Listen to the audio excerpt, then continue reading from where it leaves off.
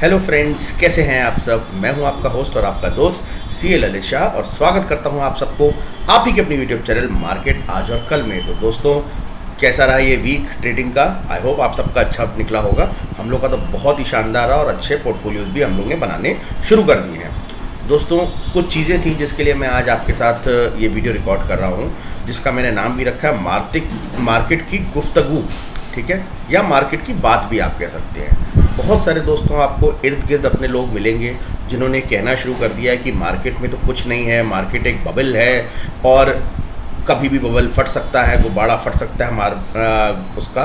तो अच्छी बात है दोस्तों, ऐसे लोग जितने ज़्यादा हों आपके करीब उतना आपके लिए अच्छा है। ये मार्केट एक साइकोलॉजी पे चलती है दोस्तों। देखिए, रिटेलर्स को तो पैसा देना नहीं है इस बाज़ार को। जब तक आम रिटेलर ये सोच के इस मार्केट में एंट्री नहीं ले रहा है कि ये मार्केट बहुत ज़्यादा अच्छी हो चुकी है, इसमें पैसा बनना है, जब तक मार्केट के बाहर खड़ा है रिटेलर, ठीक है, पैसा लगाना चाहता है पर उसको इस लेवल पे डर लगता है, या शेयर खरीदने से डर लगता है, ठीक है, या उसको ऐसा लगता है कि बाजार क्यों बढ़ रही है, मुझे तो समझ ही नहीं आ रहा क्यों इतने वैल्यूशंस हो रहे हैं। जब तक आपको अपने इर्द गिर्द ये आवाज़ें आए भाई हम तो इस लेवल पे पैसा नहीं लगा रहे हैं, या इनफैक्ट हम तो इस लेवल पे पैसा निकाल रहे हैं, तब तक तो दोस्तों क्लियर कट आप मान लीजिएगा इस बाज़ार में कहीं कोई दिक्कत नहीं है। ये बाज़ार एक बुल रन में है, ठीक है। दूसरी चीज़ बोलना चाहूँगा आपको मैं, इसका मतलब ये नहीं आप आंखें बंद करके पैसा लगा दें। This is a bull market. पर बुल मार्केट में कभी भी आप भी देखेंगे कोई भी चीज़ सीधी कभी लाइन से नहीं जाती है, सीधी जाएगी, नीचे आएगी, फिर ऊपर जाएगी, राइट। और वही एक अच्छी मार्केट की निशानी, जैसा मैं आपको ब्रेकआउट ट्रेड्स में बताता भी रहता हूँ किस तरह हमारा शेयर पहले ऊपर जाएगा, फिर पुल बैक मारेगा, फिर वापस जब ऊपर जाएगा तो बहुत अच्छे से ऊपर जाएगा। तो यही चीज़ निफ्टी, बैंक निफ्टी सारे शेयर्स में फॉलो होती है, पूरी मार्केट में फॉलो होती है। तो दोस्तों, करेक्शन आना भी बहुत ज़रूरी है। अब जैसे ही मार्केट एक 100 पॉइंट भी डिप मारती है, लोगों का कहना होता है बस टूट गई मार्केट, और यहीं से करेक्शन आ गया 2000 पॉइंट का, 4000 पॉइंट का। देखिए दोस्तों, किसी को नहीं पता है, अगर करेक्शन आना होगा तो कम से कम किसी को बता के नहीं आएगा, राइट। और अगर करेक्शन आना होगा तो किसी को पता भी नहीं पड़ेगा। सिर्फ एक ही जगह है जहां आपको पता पड़ सकता है, वो है प्राइस एक्शन। आप उसको फॉलो कीजिए। अगर लेवल्स अपने निफ्टी तोड़ती जाती है या कोई शेयर अपना लेवल तोड़ता जाता है तो आपको पता है उसमें क्या करना है। बस अगर उस चीज़ को आपने समझ लिया कि किस जगह के बाद आपको एग्जिट ले लेना चाहिए, चाहे वो शेयर हो या इंडेक्स हो, चाहे वो निफ्टी हो या बैंक निफ्टी हो, तो वहाँ आपको कोई घबराने की ज़रूरत नहीं है। जहाँ तक बात ट्रेडर्स और स्विंग ट्रेडर्स की हो रही है, इंट्राडे ट्रेडर्स या स्विंग ट्रेडर्स की, पर जहाँ तक इन्वेस्टर्स की बात है दोस्तों, अब मैं क्लियर कट आपको बोल देता हूँ, मैं इस बाज़ार को बहुत, जो मैं अब तक बोलता आ रहा हूँ, शायद अब तो आपको मेरी बातों पे विश्वास हो रहा होगा, जो मेरे साथ 4-5 महीने से लोग जुड़े हैं, कि मैं मार्केट को बहुत अच्छी देख रहा हूँ। बहुत अच्छी मतलब बहुत ज़्यादा अच्छी, और अगले 2-3 साल तो गोल्डन पीरियड है बाज़ार का। यस, हिकअप्स आएंगे और वो हिकअप्स 5 to 10% के हो सकते हैं, मैं उससे डिनाई नहीं कर रहा हूँ। अब मान लीजिए बाजार इतनी चली है, इसके बाद मान लीजिए 500-700 पॉइंट नीचे आ जाए 800, तो आप क्या बोलोगे 16,500 16,700 बाजार खत्म हो गई। अगर आप ये सोचते हैं तो ये मार्केट आपके लिए बनी ही नहीं है सर। ये मार्केट में जब तक वॉलेटिलिटी नहीं होगी, उतार चढ़ाव नहीं आएगा, तब तक मार्केट का मज़ा ही क्या आएगा दोस्तों। कभी एक डायरेक्शनल मार्केट नहीं होनी चाहिए, तो करेक्शंस भी आने चाहिए, और करेक्शंस आर ऑलवेज हेल्दी। सिर्फ आपकी पोजीशंस, जो मैं बार बार बोलता हूँ, उतनी होनी चाहिए कि कल मेरा शेयर अगर 10-20% करेक्ट हो गया तो मुझे घबराहट नहीं होनी चाहिए as a investor. Yes, as a trader तो मैं 1% में भी काट दूंगा स्टॉप लॉस में, राइट, या एज अ स्विंग ट्रेडर मेरा 3-4% का एक स्टॉप लॉस हो सकता है। पर एज ए इन्वेस्टर दोस्तों, मुझे घबराहट सिर्फ तब होगी जब मेरा शेयर 200 दिन के मूविंग एवरेज के नीचे आ जाएगा। यस, तब एक अलार्मिंग साइन है कि मुझे उससे एग्जिट मानना चाहिए, या जो मैं स्टॉप लॉस के अपने वीडियो में ऑलरेडी बता चुका हूं कि मैंने जिस कंपनी को खरीदा था अपने इन्वेस्टमेंट पोर्टफोलियो में, उस कंपनी अपने ऑब्जेक्टिव से हट गई है और अब वो कोई और दूसरा काम करने जा रही है, जो जिसकी वजह से मैंने उसको नहीं खरीदा था। तब तो दोस्तों हम बेचेंगे अपने शेयर को। अदरवाइज इन्वेस्टमेंट को बिल्कुल मत बेचिएगा, होल्ड कीजिएगा। इनफैक्ट मैं फिर बोल रहा हूँ, जो भी करेक्शन मार्केट की आती है, मुझे नहीं पता आती भी है या नहीं, पर ठीक है, एक चीज़ चल रही, कभी राइट एक डायरेक्शनल नहीं चलेगी, हो सकता है 300-400-500 जो भी पॉइंट की करेक्शन आती है।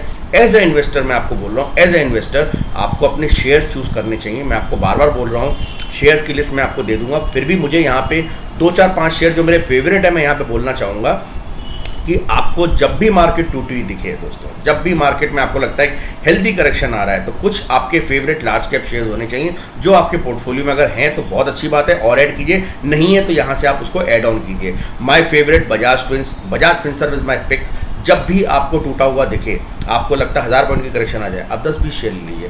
फर्दर लगता है 1000 पॉइंट की करेक्शन आ गई है, आप 20-25 शेयर ले लीजिए। पर एवरी डिप पे दोस्तों क्योंकि मैं कभी भी ट्रेडर को नहीं बोलूँगा कि लूजिंग ट्रेड्स में एवरेज कीजिए, पर एज ए इन्वेस्टर हम मौका ढूंढते हैं, बाजार टूटे तो हम कुछ पैसा लगाएं। तो पैसा लगाने के लिए हमें शेयर्स पता होने चाहिए, कौन से शेयर्स में हमें पैसा लगाना है। तो अगर कोई भी करेक्शन आता है मार्केट में, राइट, तो हमें अपने शेयर्स के पता होने चाहिए हमें किन शेयर्स में पैसा लगाना है। मेरे हिसाब से बजाज फिनसर्व, बजाज फाइनेंस मेरी पिक होंगी, HDFC उसके अंदर होना चाहिए आपका, अल्ट्राटेक सीमेंट होना चाहिए, एशियन पेंट्स, पिडीलाइट, नवीन फ्लोरिन, आरती इंडस्ट्रीज, ऐसे शेयर आपके होने चाहिए आपके पोर्टफोलियो में।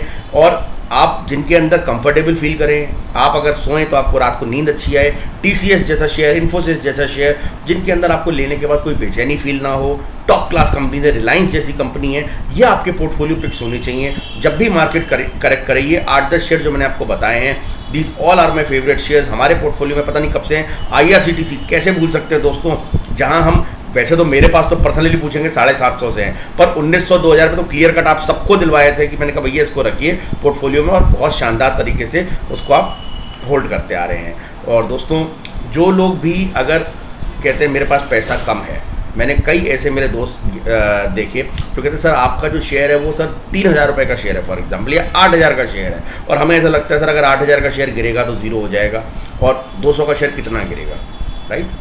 तो मेरे भाई, मेरे दोस्त, मैं आपको क्लियर बता दूं, अच्छी चीज़, क्वालिटी चीज़ हमेशा महंगी होती है।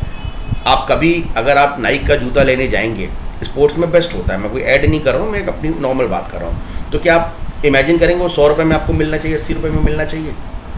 क्योंकि अगर आप नाइक के शोरूम में भी जाएंगे और आप 800-1000 का भी नाइक का जूता ले होंगे, तो ये तय मानिएगा कि उसकी वो क्वालिटी नहीं होगी जो होनी चाहिए, right, if I am not wrong. इसी तरह दोस्तों, मैं ये नहीं कह रहा सारी सस्ती चीज़ें ख़राब है। Yes, mid cap small cap अच्छा है, कोई भी कंपनी पहले मिड कैप स्मॉल कैप ही होती है, उसके बाद लार्ज बनती है। पर एक चीज़ हमें पता है दोस्तों, कि जो आदमी बहुत अमीर है, ऐसे मान लीजिए, जिसको मैं बोलता हूँ बहुत अमीर आदमी है, और आज उसको कोई व्यापारिक दिक्कत आई छोटी मोटी, जिसकी वजह से अभी व्यापार में उसको दिक्कतें आ रही हैं, पर वो सर्वाइव कर जाएगा क्योंकि उसके पास इतना पैसा है कि वो बहुत अमीर आदमी है। पर जो आदमी बेचारा हैंड टू माउथ है, मिड में है, वो रोज़ आता है, महीने की उसको एक फिक्स अमाउंट मिलता है और वो घर चलाता है। मान लीजिए फिक्स अमाउंट मिलना उसको बंद हो जाए, तो शायद वो उधार लेगा 4 महीने, 6 महीने, साल, पर एक बार ऐसी जगह आएगी जहाँ वो धराशायी हो जाएगा, ख़त्म हो जाएगा। तो यही mid cap small cap company का हमेशा से हाल होता आया है। आप बहुत सारे एग्जाम्पल सुनते होंगे, लोग कहते हैं सर आयशर मोटर्स, जब बुलेट आपने खरीदी, आपने पैसा लगाया तो इतने करोड़ अरब हो जाते, या आपने हेवल्स में जब आपने घर की तारें लगाई तो इतना पैसा लगाया था, आप ये हो जाते। मारुति जब आपने नई आई थी इंडिया में, अगर आपने मारुति में इन्वेस्ट किया होता तो आज आपके पास कितने करोड़ होते। मेरे भाई एक बात बताइए, आज हज़ारों में शेयर हैं हमारे NSE के अंदर, BSE के अंदर। मैं कहता हूँ कि आपको पता है कौन सा शेयर चलेगा?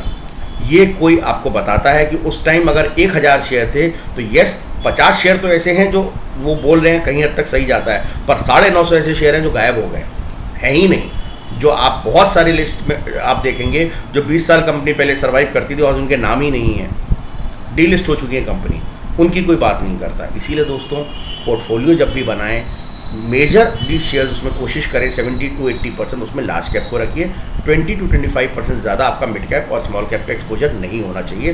क्यों? ताकि कभी भी दिक्कत आती है मार्केट में तो अमीर आदमी आपको बचा लेगा।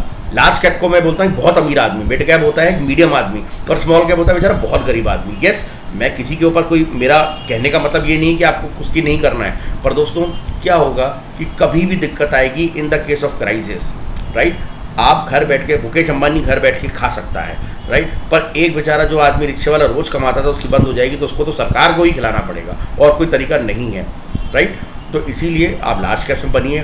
जब भी मार्केट गिरे आप मिड कैप छोड़ के लार्ज कैप को अपने पोर्टफोलियो में ऐड कीजिएगा, बिकॉज जब भी मार्केट वापस चलती है तो हमेशा पहले लार्ज कैप चलता है, बाद में मिड कैप और उसके बाद स्मॉल कैप आता है। और आप देखेंगे जब टूटना होता है तो सबसे पहले स्मॉल कैप मिड कैप टूटते हैं, बाद में धीरे धीरे लार्ज कैप टूटते हैं, और लार्ज कैप उतनी तेज़ी से बढ़ते भी हैं। तो मेरा आपसे सिर्फ एक ही अनुरोध है कि आप, क्योंकि मेरे साथ इतने टाइम से जुड़े हैं, आप मेरी क्वालिटी ऑफ शेयर्स को भी देख रहे हैं, जो मैं क्वालिटी ऑफ शेयर्स आपको देता हूं खरीदने के लिए। और अभी रिसेंटली मैंने आपको कुछ इंडेक्स के शेयर्स भी दिए थे, MCX मैंने आपको शेयर ऑफ दी मंथ भी दिया था, अच्छा रिटर्न मिल रहा है। मान इंफ्रा मैंने आपको अभी रिसेंटली दिया था, स्विंग के अंदर काफ़ी अच्छे रिटर्न मिल रहा है। मान इंफ्रा को येस आप एवरी डिप पे एक्यूमुलेट कर सकते हैं, अच्छी कंपनी है, अच्छे पोटेंशियल है। इंफ्रा के अंदर अभी मैं तेज़ी देख रहा हूँ। टाटा स्टील ये मेरे से नाम भूल गया था, मैं आपको फिर से बता दूं, टाटा स्टील, हिंडाल्को जैसे शेयर हैं जो जब भी डिप मारे मार्केट, आपको टाटा स्टील को तो उठाना ही उठाना है एवरी डिप में। मैं बता दूं अभी मेटल की बहुत तेज़ी देख रहा हूँ मैं मेटल में, और भी आने वाले टाइम में, और टाटा स्टील शेयर को मैं आपको 2500 का टारगेट अगले साल 1.5 साल के अंदर ही आप देखेंगे, हो सकता है उससे पहले भी आ जाए। पर इसका मतलब ये नहीं कल आप भर के जाके ले लेंगे। येस, एवरी डिप में धीरे धीरे बाय कीजिए, ताकि कल को 1200 भी हो जाए तो आपको ये दुख ना हो कि मैंने सारा माल 1400 में क्यों ले लिया। 1200 में भी लेना, 1000 हो जाए तो वहाँ भी लेना, पर एज ए इन्वेस्टर आपको एवरी डिप पे बाय करना चाहिए। एज अ ट्रेडर आपको लेवल्स में काम करना चाहिए। जो लेवल्स मैं आपको देता हूँ कि अगर इसको ब्रेक कर दे तो उसके बाद हमें बाइंग नहीं करनी है। जब उस लेवल के वापस वो ब्रेक करेगा तभी हम बाइंग करेंगे। तो as a trader, as a swing trader, तो आपको लेवल्स पे काम करना चाहिए, राइट दोस्तों। पर एज अ इन्वेस्टर आपको अपने उन लेवल्स पे काम करना चाहिए। या तो आप एवरी मंथ अपना बांध दीजिए, मैं थोड़ा थोड़ा शेयर को लेता जाऊंगा, जो हम लोग कई लोगों का काम करते हैं, और कुछ ऐसा हम पैसा बचा के छोड़ते हैं, कैश लिक्विडिटी हाथ में रखते हैं, कभी हमें मौका मिले मार्केट का डिप का, वहाँ हम ज़्यादा माल उठा सकें। फॉर एग्जाम्पल आप एवरी मंथ से 50,000 या 1 लाख के आप एक लार्ज कैप कंपनी के शेयर्स लेते रहते हैं पोर्टफोलियो के लिए, पर जब मार्केट डिप मारे उस टाइम में उस क्वांटिटी को आप 2 लाख कर सकते हैं, 3 लाख कर सकते हैं, राइट। तो उससे आपके पोर्टफोलियो के रिटर्न्स काफ़ी अच्छे आएंगे।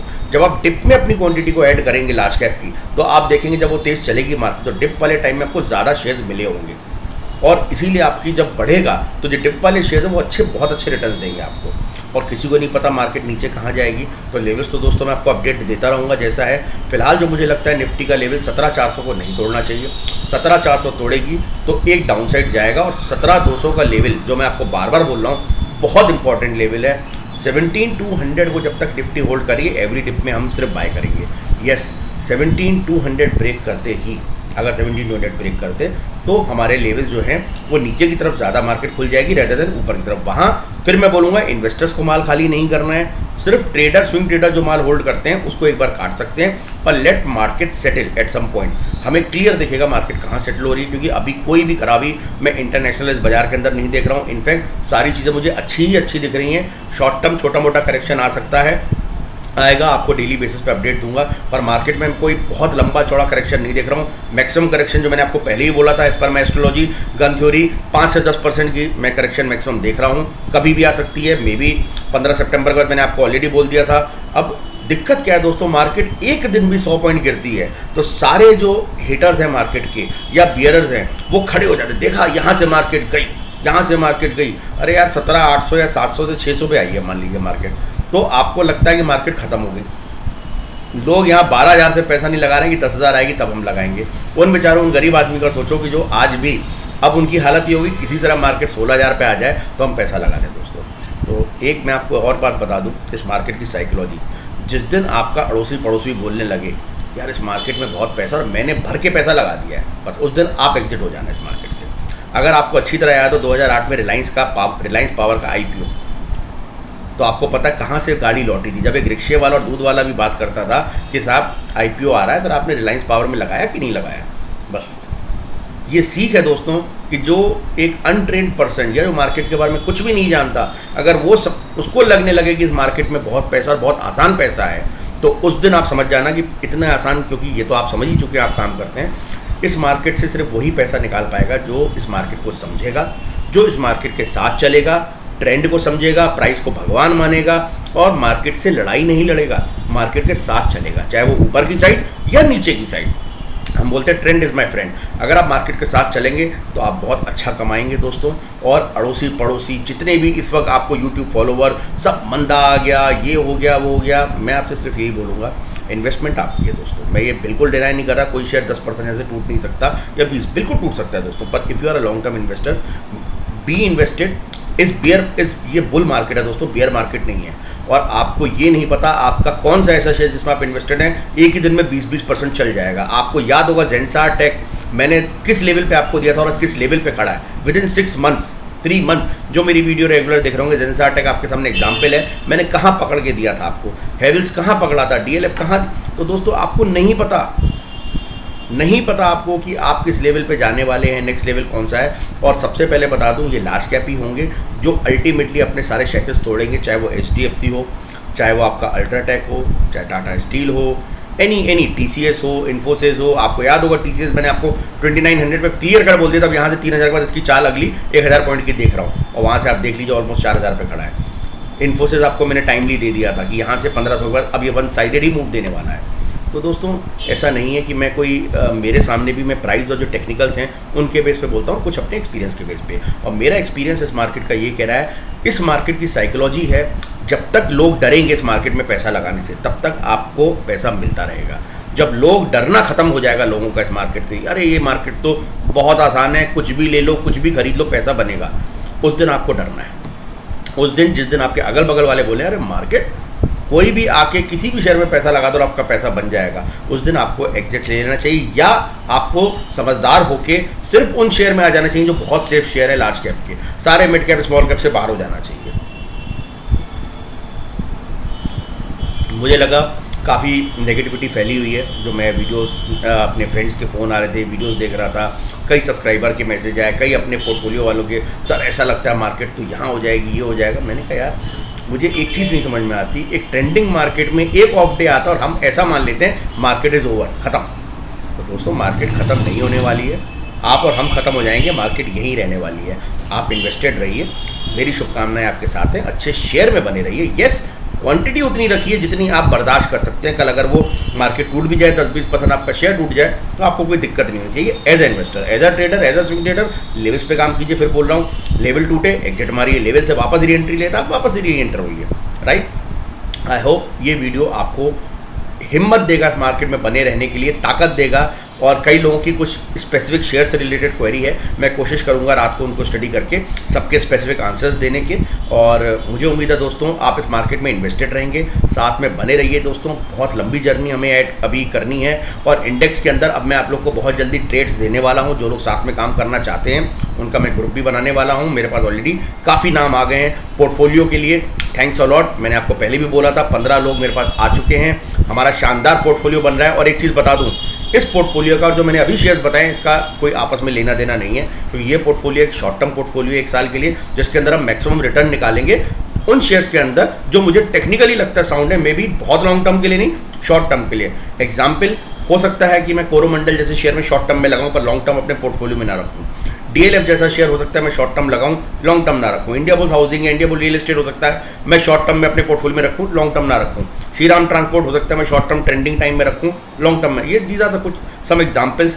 एसबीआई हो सकता है मैं ट्रेंडिंग टाइम में अपने पोर्टफोलियो में रखूं, पर लॉन्ग टर्म में मैं उसको नहीं रखूंगा, या कोई भी पीएसयू बैंक नहीं रखूंगा। तो मेरे दिमाग में बिल्कुल क्लियर है दोस्तों, अलग अलग सेगमेंट्स होने चाहिए आपके, आपको पता होना चाहिए इन्वेस्टमेंट किस में करनी है, ट्रेडिंग किस में करनी है, और उनको अलग अलग ही रखिएगा दोस्तों। आई होप मेरी एनालिसिस से आपको कुछ ना कुछ तो बेनिफिट हो ही रहा होगा। बेनिफिट हो रहा है दोस्तों तो वीडियो को लाइक कीजिए, और कैसा लगा आज मेरा आके आप सबसे बात करना, इस पर ज़रूर कमेंट कीजिए, फ्रेंड्स के साथ शेयर कीजिए वीडियो, ताकि हमारा परिवार और बड़ा बन सके। और जो लोग देख रहे हैं इस चैनल से फ़ायदा उठा रहे हैं और इस चैनल को अभी तक सब्सक्राइब नहीं कर रहे हैं, तो मेरे भाइयों उनसे मेरा निवेदन है, चैनल को सब्सक्राइब कीजिए, बेल आइकन दबा दीजिए, ताकि हर वीडियो मेरी आपके पास जल्द से जल्द आती रहे। मिलते हैं दोस्तों कल, तब तक take care, good night and जय हिंद।